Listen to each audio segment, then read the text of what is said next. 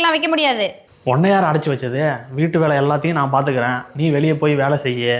ரெகுலராக வீட்டுக்கு பண்ணுற செலவு இருக்குது பார்த்தியா, வீட்டோட இஎம்ஐ, கரண்ட் பில்லு, தண்ணி பில்லு, நெட் கனெக்ஷனுக்கான பில்லு, அது போக உன் சிம்முக்கும் ரீசார்ஜ் பண்ணிக்கின்னு என் சிம்முக்கும் ரீசார்ஜ் பண்ணு டேட்டா பேக்கோட. ட்ரெஸ்ஸு ஃபுல்லாக அடுக்கி வச்சிருக்கு பார்த்தியா, அதை அப்படியே ஆப்போசிட்டாக மாற்று.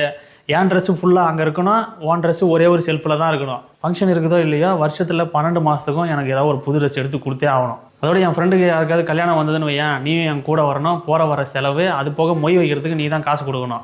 அதோட எங்கள் வீட்டு சைடு சொந்தக்காரங்க யாராவது வராங்கன்னு வை, அவங்களுக்கு மட்டன் பிரியாணி செஞ்சு போட்டு ஊருக்கு போகும்போது புது செட்டு ட்ரெஸ் எடுத்து கொடுத்து அனுப்பணும். வாரத்தில் ஒரு நாள் தான் சண்டே லீவு, வீட்டில் ரெஸ்ட் எடுக்கலாம் அப்படின்லாம் நீ சொல்லக்கூடாது. அன்றைக்கி ஒரு நாள் தான் எனக்கு ரெஸ்ட்டு கிடைக்கும், அதனால் என்னை வெளியே கூப்பிட்டு சுற்றணும் நாள் ஃபுல்லாக. அதோட அன்றைக்கி ரிட்டன் நைட்டு வரும்போது ஹோட்டலில் தான் சாப்பிடணும். அது மட்டும் இல்லாமல் அடிக்கடி எனக்கு இடுப்பு வலி, தலைவலி அப்படி இப்படின்னு நான் படுத்துக்குவேன். அதுக்கும் நீ ஹோட்டலில் இருந்தால் சாப்பாடு வாங்கிட்டு வரணும். இதெல்லாம் நீ பார்த்துக்க, வீட்டு வேலை எல்லாத்தையும் நான் பார்த்துக்கிறேன். சரிங்க, மதியானத்துக்கு சிக்கன் பிரியாணி செய்வா, மட்டன் பிரியாணி